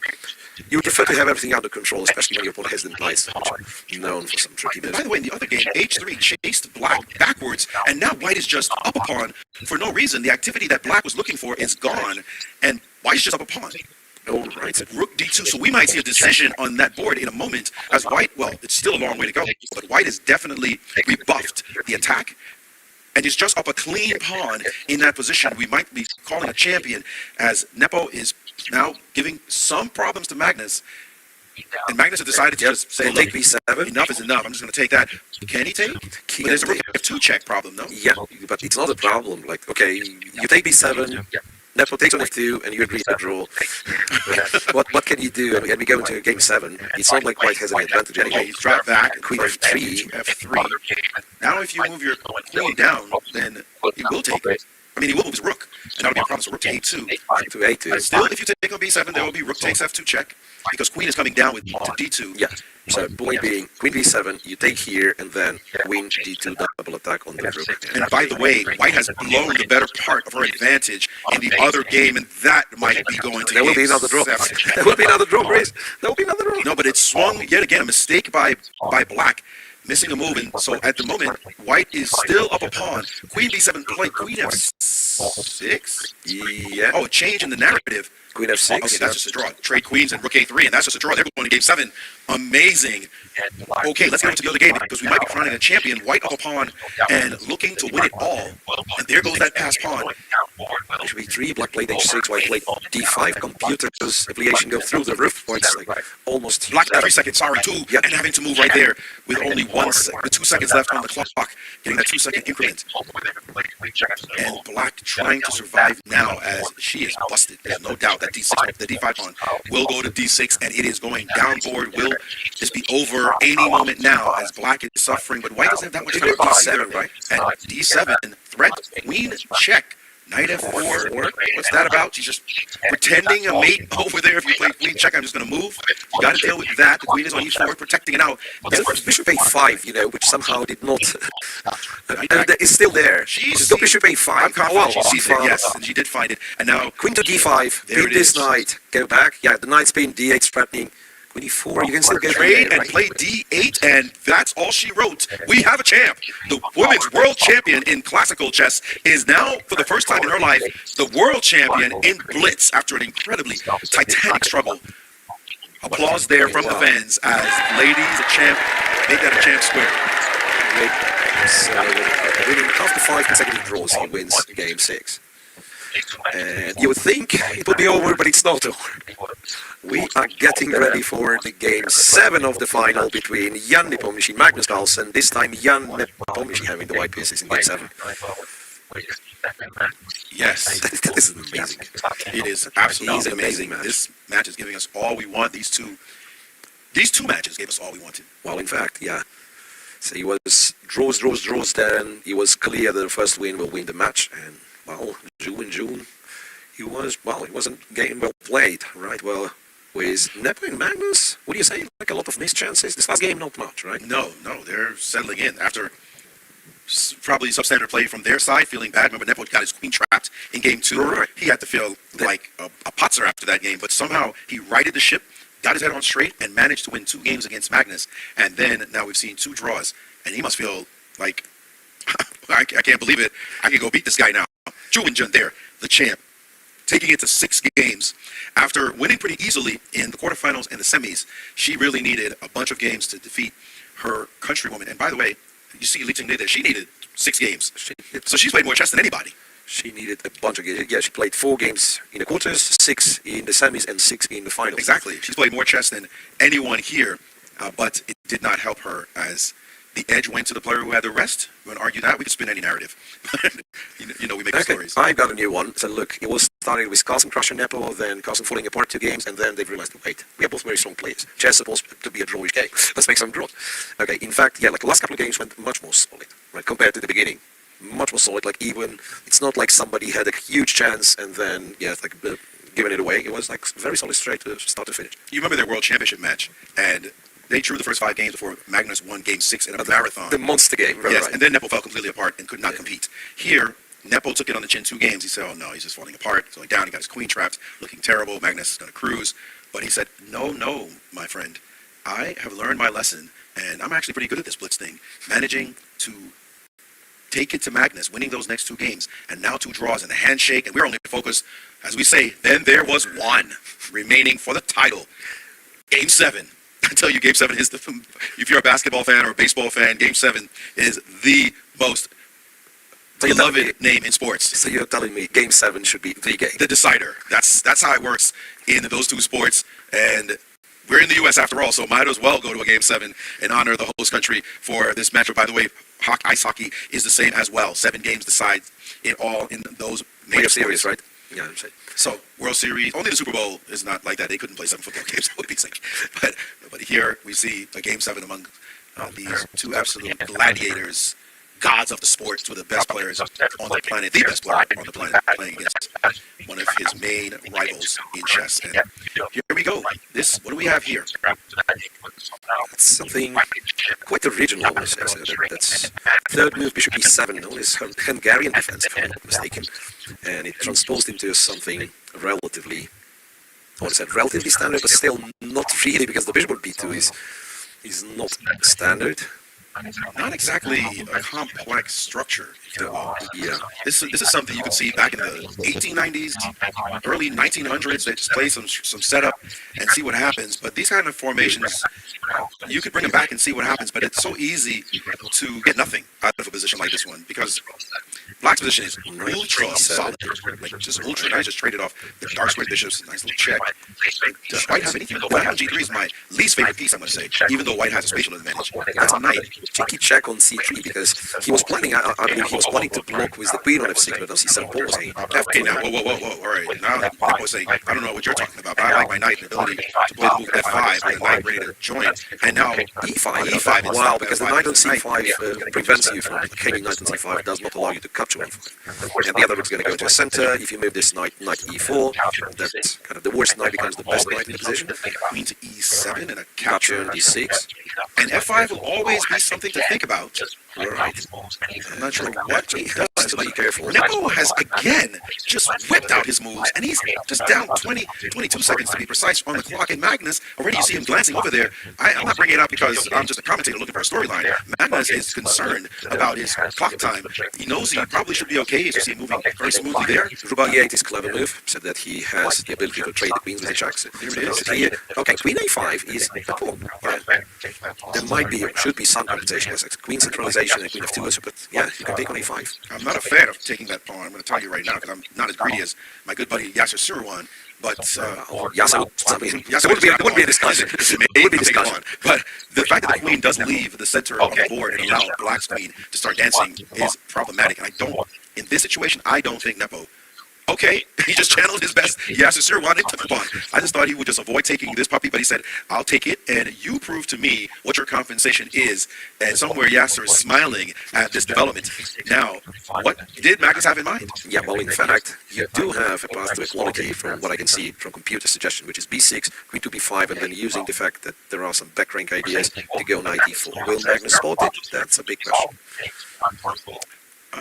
Okay, well, we're saying it's equal, but Magnus's clock says there are problems here to resolve, and he did find the first move, and his knight's about to move, so I'm assuming he's going to find the second. Well, knight to e4. There it is. Magnus. I mean, bravo. These guys have only one way to equality. They usually find it, and that there. Look at Nepo like, you saw that too, huh? Right. And yeah, you can't do much because Black does not threaten to trade. Black does threaten the smothered mate after check queen g1, right? So you have to capture on e4, queen e4, rook attacked, pawn attacked. Rook c1 does not defend the c2 pawn, so Black takes the pawn back. So knight takes just about force, and Nepo looking for an alternative. He's not going to find it. Yeah, his advantage on the clock is melting away, by the way. Yes, and he's just trying to see where is what. Is a trick? Is there any problems here? What should I play? Magnus's king is still a little bit. Yeah, a little bit weaker, right? Queen to f1, a tricky move. Magnus said, well, my king, there's no problem. I don't believe you. Yeah, my king, my rules, right? Yeah, like, queen f6 looks like it could be something, but there is rook d1 shutting that down. And also, yeah, like the queen defends g6. Yeah, exactly, because the rook would have been hanging if queen f6, and he's decided, let me just h3, open up, and now queen takes b3 would be greedy, and probably bad. Yeah, I imagine like queen d3, queen f6, that's exactly what you don't want to be doing. No, that's not going to happen. He's playing rook to f8, queen b5. Guess what? Game 7 is starting to look like game 8. This is very close. Again, and Magnus playing queen to c3, queen d5 with check. You can still blunder, right? You can still blunder, yes. You can still blunder. I mean, e6. You mean Magnus, right? Because Nepo's king is much safer now that you've mentioned. Agreed. E6. G7, and he's ready to play rook F7. Right. So Any kind of funny business, and that's going to solidify the entire position. Is rook? I would have thought after D1, you just put the rook on F7 immediately, and he's done it. And neither side has anything here. Magnus goes down to the clock still. 20 seconds. And he's played. Maybe he was debating Queen F6. Like, do you want to go Queen F6 and just trade the beats, or you want to keep, this sort of D5, and now again Queen F6 equalizes on the spot. It looks like. I mean, really, Queen F6 is just. He does. Yeah, he does. Just play that, and you don't worry about anything. Magnus though still a little bit worried about his clock. He's played H. All right, so he played Is he trying to win the game? H4. Well, he's imitating Queen F6. Why did he trade and allow this move G5? King takes or G4, G5. Well, there's still nothing. There's still nothing. There's probably less than that over here. But C5 trying to get past pawn on Game C5. 8. Game 8. Game 8. 26 seconds left and 9 seconds for Magnus. 7, 6. Now playing to D7. I guarantee you Magnus is still thinking about trying to win this game. But takes, king up. And Where the rook's going? There's just no way to. The rook on G4 is just too strong. Rook G4, in fact, defends while C4. C4 is a cheeky little move. You have to take it because it's going to take on A4. So he realizes, all right, I got to take that. Takes king to D5, where black cannot trade, and David agreed to draw. On yet another draw. The game continues. What is Magnus thinking in the sky? Why are they discussing something? I think they just analyze the game. Speaking of, like, Nothing there. Maybe you could have played this. What's going on? What's going on is you have 3 minutes to start the they next gotta game. start analyzing. I mean, you have game 8 to play. I wonder if he thinks that sooner or later there's going to be an Armageddon. But it ain't going to happen. Something in Magnus's mind. What are they discussing? Or maybe The possibility to split the first prize? no. Like they do at poker tournaments sometimes. The fans didn't play big money to do that. Not at all. And they're still discussing the position. No, but he addressed something to the chief. He asked something from the chief of it. So I do not really know. Anyway, we are getting ready for the game 8. They're talking moves right now. They're literally talking moves from the last game. You think you want to go clear your mind and get ready for the next game, and they're talking moves. That just shows you how chess players do work together the way that astrophysicist Neil deGrasse Tyson said they're friends. They've been teammates, and you see a smile there from Nepo. Even though he was devastated with the loss against Magnus in their World Championship match, they're still colleagues. They've been teammates as well, playing in the World Team Championship together. And yeah, but that kind of shows that emotions play a great role during matches like this. Because guess what? Would Nepo analyze after the second loss in a row against Magnus? I don't think so. You didn't want to talk to anybody. Would Magnus analyze with Nepo after game 4? No, I doubt it. But then they're back to normal. The game was interesting, so why not discuss it? what? A struggle. I mean, they decided to win have 4 decisive games, now 3 in a row. The first mistake could be the last mistake. And it will be, right? I mean, the first mistake that loses you the game is your last mistake in this match and in this competition this year as well, hopefully. And by the way, that's Anand on the left of the screen, 5-time world champion, Vishwanathan Anand. And he is, every time this overhead view comes, we see Anand in the same spot. So just because you're a world champion doesn't mean you're not a fan. And that's a super fan, if you will, as these two are treating us to this incredible battle. Again, the first time this format has ever been played. And I don't know, you're a fan of Magnus or a fan of Nepo, you must be just biting your fingernails right now. Well, I mean, this will be at some point, right? Well, It's going to be over at some it's point. going to be over at some point. Yes, It's going to be over at some point, they thought, when Kasparov Karpov played this match for half a year. That's going to happen. Karpov started by leading 5-0. That's what's going to happen. Draws were not counted back then. Yes, we're not going to see No, 17 I'm straight ready. draws. Let's take a look at what they're playing for. The money on the line. They've already guaranteed themselves a nice payday of $70,000 already in the pocket. Playing with her house money, yes, another 20, but more importantly, hold that first place prize. I guarantee you, if you said to them, let's just agree that we each get 80,000, but you get the title, yeah, I'll take the title. Forget about the extra 10K. I want to be the champ, have that next to my name. But it doesn't happen here. They will indeed take home one of them, at least, the $90,000. So good stuff. They're definitely working for their money. Absolutely. And, well, you know what? Those guys who are making PGNs for us, I don't know if they've seen in the future or just getting prepared, but I have seen after game 8 or game 9 game 10. Because those links, they appear one by one, and probably somebody who's setting it up, he had it up, so now I see links to game 9 and game 10. Okay, well, It's a hope. Well, I mean, we're here for the drama, right? That's what we signed Absolutely. up for. I do not mind, like, in some other circumstances, somebody would tell me, like, it's getting closer and closer to New Year, to New Year's Eve, and you're sitting in competitions. I'd be complaining. With these two players, with you in the studio, Maurice, I'm not complaining a tiniest bit. I'm loving it here. The first time we've ever worked together, and we're making up for lost time.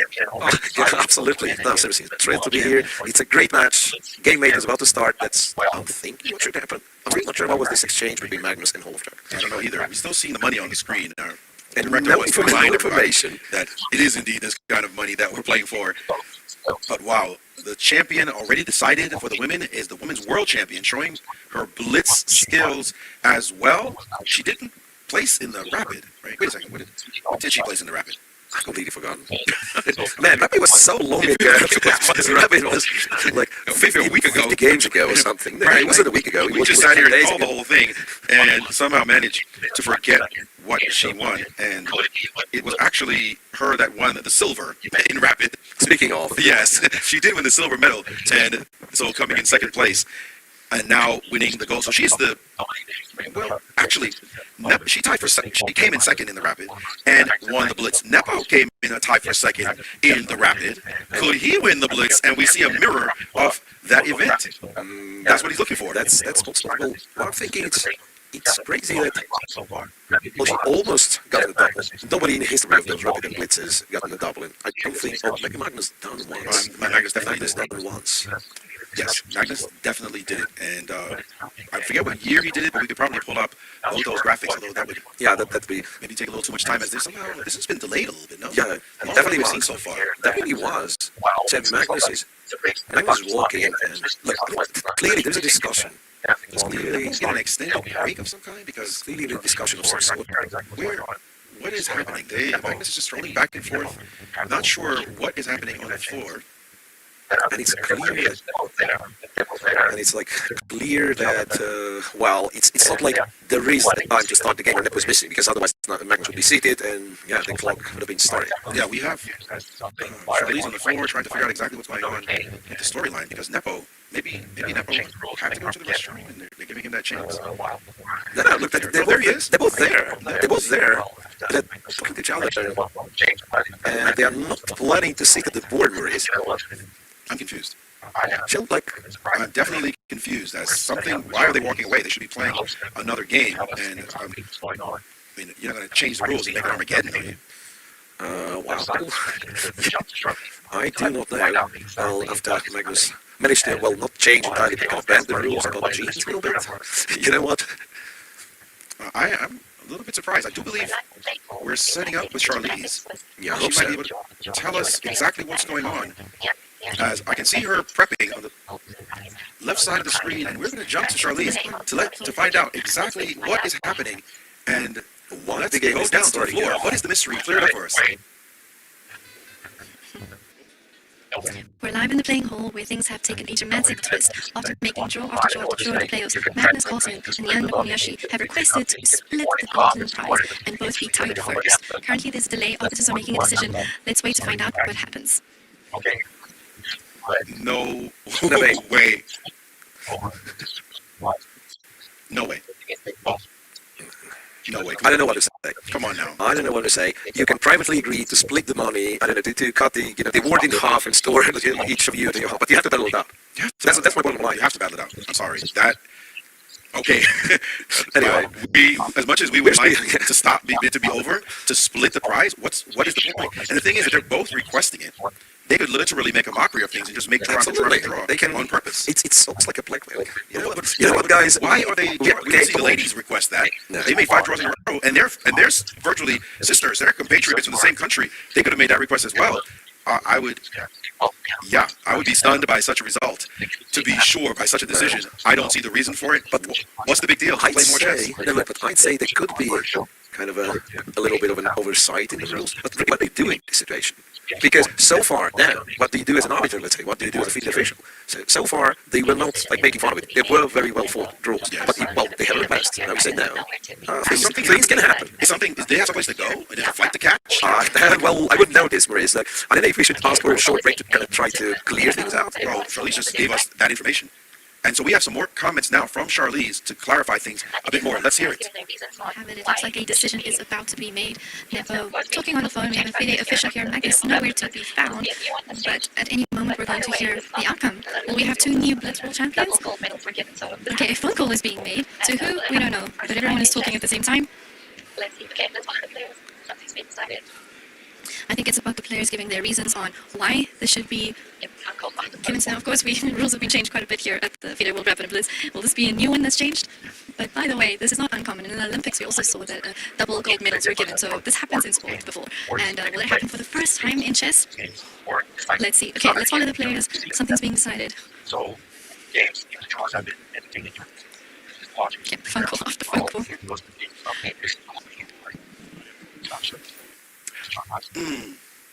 What could let's get in the players' shoes. They did play 7 draws, but 4 of those games were. They did play 7 games. 4 of those games were decisive. It's not like they can't beat each other. We've seen it again, right?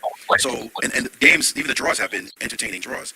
What is the logic of stopping now? Oh, we have to ask the players. Don't ask me, Maurice. I'll already give you my. That tennis match that I'm talking about, I remember it was John Eisner who played it, and they went like 15. I mean, they just played a ridiculous marathon. I forget who he played against. But can you imagine at Wimbledon, the players saying, hey, you know what? I know you have this tie-break thing, but somehow They don't want to play. we don't want to play anymore, and let's just change the rules. And the players have won out. The players' request has been given that they are co-champions. A stunning development here. First time ever, and they're discussing it now. And I am shocked. I'm going to tell you, I am absolutely shocked by this development, but the decision was made to name co-champions after all. Respect to the players, respect by the players with each other. But a really strange development, we have to say. Right, they both deserve, like if you say, like somebody does not deserve it, they had a fantastic tournament, yeah, but they had it this way, it does leave a bit of disappointment. I wonder if this at all has to do with the challenge before with the James controversy. I'm curious as to know how the players See them there just talking, seeming very relieved, if you will, to be champions, co-champions, but very, very strange. And I mean, they're yucking it up right now. They're feeling very much like this was a great result. I wonder if this at all had to do with the challenge before with the James controversy. I'm curious as to know what other players might think about this development. Yeah, I'd say something similar had happened in baseball. We talk about baseball again, where an all-star game was decided as a tie, and the fans were in uproar.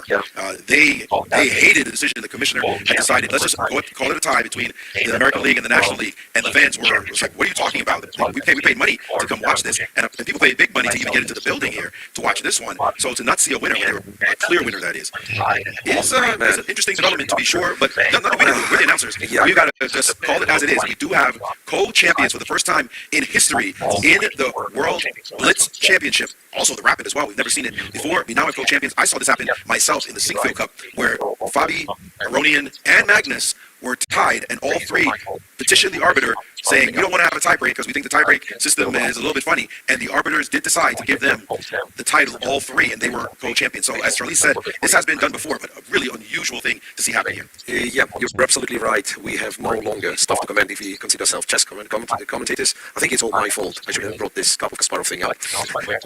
Yeah, it's, well, as the fan, you do get a little bit disappointed, but also it must be such a relief for the players, because I would really feel like for anybody who would lose this, I would really feel like, imagine how frustrating it is. Yeah, I don't know what to say. But I do not know what to say. That is sport, yes. Fair enough. And we are okay with it. I know. That's just the way it is. And also, by the way, I talked about Game 7, the magic of Game 7. They played Game 7 and decided 7 was a magical enough number. Let's not play Game 8. Yeah, I definitely not a fan of resolving tournaments with draws. But I'm not sure about that. But I gotta say, we had 4 exciting games, a great comeback by Nepo, and the fact that they played 3 draws, I'm sure Victor would have emerged at some point. But the stress of the situation made him request it. I wonder, though, why at that moment? Yeah, why Game 7, why not Game 8? Why not 12? Well, if we had some rationale, the boys had a chance to but I'm not sure about that ourselves. What we do know is that we do have a clear winner in Jun for the women, and she is probably the winner overall, so to speak, because she got a silver in Blitz, and she is the sole champion in Rapid. Sorry, she got a silver in Rapid and a sole champion in Blitz. By the way, do you remember what I said earlier? Even myself, I said, if these 2 players decide to split the money, and one of them takes the title, they would say, yes, give me the title. It turns out I was wrong. Both of them said, give me the title.